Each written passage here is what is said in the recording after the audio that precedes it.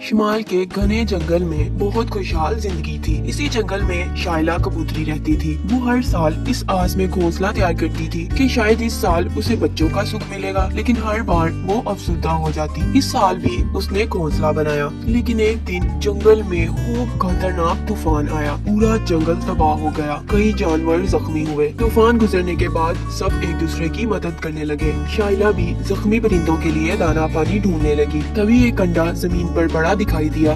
शाइला कबूतरी उड़कर उसके पास गई और आसपास देखा कि शायद इसकी माँ पास हो, लेकिन वहाँ टूटे हुए घोंसले के सिवा कुछ नहीं था। बेचारा तूफान की वजह से माँ से बिछड़ गया है, इसका घोंसला भी टूट चुका है। शाइला ने अंडे को ऐसे ही छोड़ देना ठीक नहीं समझा, तो वो अंडे को अपने घोंसले में ले आई और कुछ देर बाद अंडे से बच्चा निकल आया। लेकिन बच्चे को देखकर वो हैरान रह गई, क्योंकि वो एक बाज का बच्चा था। लेकिन फिर भी शाइला अपने बच्चे की तरह उसकी परवरिश करने लगी और नाम रखा शेरू। लेकिन ये बात जब दूसरे परिंदों को पता चली तो वो सब शाइला के खिलाफ हो गए। अरे शाइला, ये क्या कर रही हो? तुम दुश्मन के बच्चे को पा रही हो। नहीं नहीं मिट्टू भैया, ये मेरा बेटा है, मैं ही इसकी परवरिश कर रही हूँ, इससे हमें कोई नुकसान नहीं पहुँचेगा। अरे शाइला बहन, शाम को कितना ही दूध पिला दो, रहता तो वो जहरीला ही है। वही तो भला, बाज की माँ कबूतर कैसे हो सकती है? हम भी कोई खतरे की उम्मीद नहीं रख सकते। हम सब मिलकर इस बाज के बच्चे को भगा देंगे। अगर ऐसा है तो मैं अपने बच्चे के साथ दूर चली जाऊंगी, लेकिन कोई मेरे बच्चे को हाथ नहीं लगाएगा। ये सब बातें पास बैठा शेरू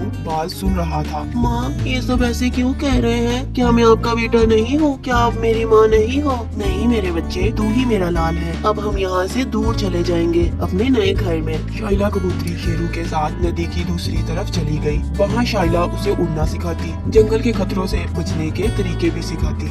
आहिस्ता आहिस्ता शेरू उड़ना सीख गया। वो शाइला से भी ऊंचा उड़ने लगा। देखो माँ, मैं ऊंचा उड़ रहा हूँ। ओहो ओहो, बहुत मजा आ रहा है। शेरू को खुश होते देख शाइला भी बहुत खुश होती।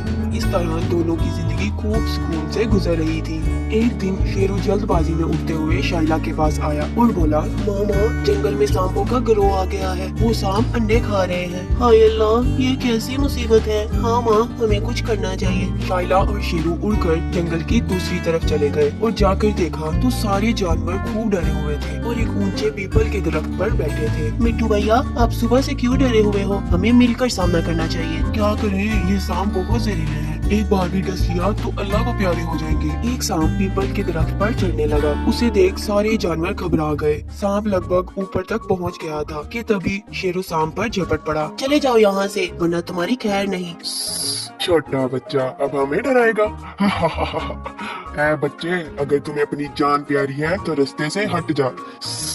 लेकिन शेरू नहीं माना। बस फिर क्या था, शेरू और सांपों के गिरोह के दरमियान खूब लड़ाई हुई। शेरू ने एक सांप को मार दिया और अपने पंजों में पकड़कर नदी की दूसरी जानिब फेंक आया। शेरू जब आखिरी सांप को छोड़कर लौटा तो गश खाकर गिर पड़ा। शेरू, क्या हुआ बेटा? शेरू, लेकिन शेरू ठीक से बोल नहीं पा रहा था। दरअसल सांपों की बीच की लड़ाई ने एक सांप ने शेरू को काट लिया था। ये देखकर सब परेशान हो गए। शेरू बेटा, थोड़ी हिम्मत रखो, अभी तुमसे माफी भी मांगनी बाकी है। हमने शेरू को बुरा भला कहा, जंगल छोड़ने पर मजबूर किया और इसने हमारे लिए जान की बाजी लगा दी। हमें माफ कर दो बेटा। ये सुन शेरू मुस्कुराया और शाइला से बोला, माँ, तुम दुनिया की सबसे अच्छी माँ हो। शेरू ने हमेशा के लिए आंखें बंद कर ली।